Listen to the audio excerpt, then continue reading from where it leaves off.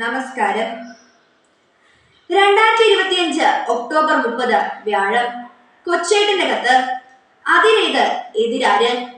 സ്നേഹമുള്ള DCL കൂട്ടുകാരെ, പെട്ടെന്നാണ് 6 പട്ടാളക്കാർ ഞങ്ങളുടെ വാഹനം വളഞ്ഞത്.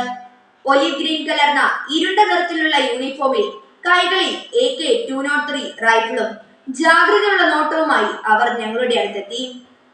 അല്പമകലിൽ നിന്ന ഒരു വലിയ സ്റ്റാലിയൻ ട്രക്കിൽ നിറയെ പട്ടാളക്കാർ 4 വശത്തേക്കും തോക്ക് ചൂണ്ടി നിൽക്കുന്നു. ഞങ്ങൾ എങ്ങോട്ട് പോകുന്നു? എന്തിനു പോകുന്നു? വാഹനത്തിലുള്ളവർ ആരാണ്? ആധാർ കാർഡ് എവിടെ? തുടങ്ങി വിശദമായ പരിശോധനകൾ. എല്ലാം ഓക്കെ എന്ന് കണ്ടപ്പോൾ മുന്നോട്ടു പോകാൻ അനുമതി കിട്ടി. CMI സഭയുടെ ജമ്മു കാശ്മീരിലെ മിഷണറി വൈദികരെ സന്ദർശിക്കാൻ എത്തിയ വൈദികരായിരുന്നു ഞങ്ങളുടെ വാഹനത്തിൽ ഉണ്ടായിരുന്നത്. ജമ്മുവിലെ ലംബേരി ക്രൈസ്റ്റ് സ്കൂൾ സന്ദർശിച്ച ശേഷം നൌഷരയിലും രജൌരിയിലും പുഞ്ചിലും ദെക്വാറിലുമുള്ള വിദ്യാലയങ്ങളും മിഷൻ പ്രവർത്തന മേഖലകളും ലക്ഷ്യം വെച്ചാണ് ഞങ്ങൾ യാത്ര ചെയ്തത്. നമ്മുടെ മാതൃരാജ്യത്തിന്റെ നെറുകയിലൂടെ സ്രഷ്ടാവിന്റെ വിസ്മയ നിർമ്മിതികൾ പോലെ ഉയർന്നു നിൽക്കുന്ന മഹാമേരുക്കൾക്ക് ചുവട്ടിലൂടെ അഗാധമായ ഗർത്തങ്ങൾക്ക് മുകളിലൂടെ വെൺകമ്പിളി പുതച്ചു കിടക്കുന്ന ഹിമമലകൾ കണ്ട് അതിശയിച്ചും മഞ്ഞുപാളികളിൽ നിന്നും കൊടും തണുപ്പും നുള്ളിക്കൊണ്ടുവരുന്ന ശീതക്കാറ്റിന്റെ തലോടലേറ്റ് കുതിർന്നുമായിരുന്നു ഞങ്ങളുടെ യാത്ര.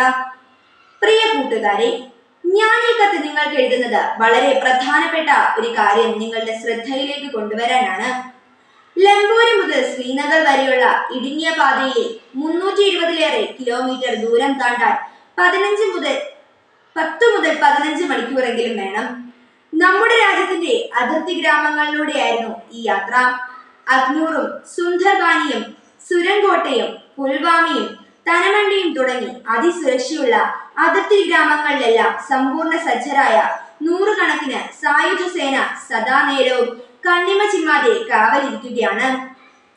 സിന്ധൂർ ആക്രമണ പരമ്പര അരങ്ങേറിയ പുഞ്ച് ഉൾപ്പെടെ പാകിസ്ഥാൻ അതിർത്തിയോട് തൊട്ടുകിടക്കുന്ന ദെക്വാറിലുമെല്ലാം എത്രയോ ജാഗ്രതയോടെയാണ് നമ്മുടെ രാജ്യത്തിന്റെ കാവൽക്കാരായ പട്ടാളക്കാർ അതിർത്തികൾ സംരക്ഷിക്കുന്നത്.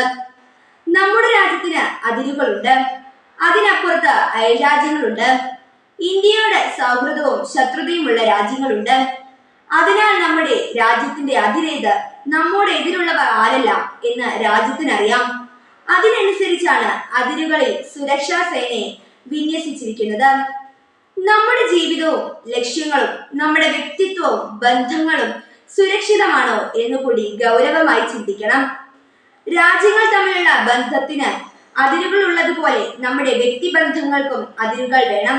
ഏതു ബന്ധത്തിലും ഏതു പ്രവൃത്തിയിലും എന്റെ അതിരേത് എന്നും എതിരാര് എന്നും ഞാൻ അറിയണം. അതിരേത് എന്നറിയുന്നവർ ഓരോ സമയത്തും എവിടെ വരെ പോകാമെന്ന ബോധമുള്ളവരാണ്.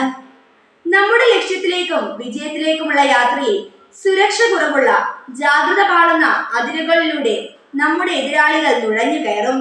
അവർ നമ്മെ നന്നാക്കാനല്ല, കൊള്ളയടിക്കാനാണ് വരുന്നത്.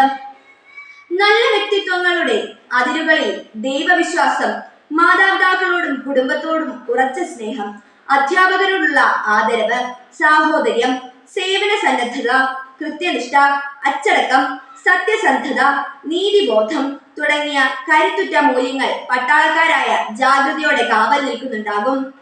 ഇത് ജൻസി കാലം. നവമാധ്യമങ്ങളും ഇന്റർനെറ്റും നമ്മുടെ ധാർമ്മിക മൂല്യങ്ങളെ കീഴ്പ്പെടുത്തി നമ്മുടെ വ്യക്തിത്വ സുരക്ഷയിലേക്ക് അധിനിവേശം നടത്തുന്നുണ്ടോ എന്ന് നമുക്ക് പരിശോധിക്കാം. ചില അപരിചിത സൗഹൃദങ്ങൾ നമ്മുടെ നന്മമൂല്യ സേനകളെ തകർത്ത് നുഴഞ്ഞു കയറി നമ്മുടെ ജീവിതം അരക്ഷിതമാക്കുന്നുണ്ടോ? നമ്മുടെ ഉള്ളിലും കുടുംബത്തിലും ആഭ്യന്തര കലാപത്തിന് കാരണമാകുന്നുണ്ടോ എന്നും ശ്രദ്ധിക്കാം.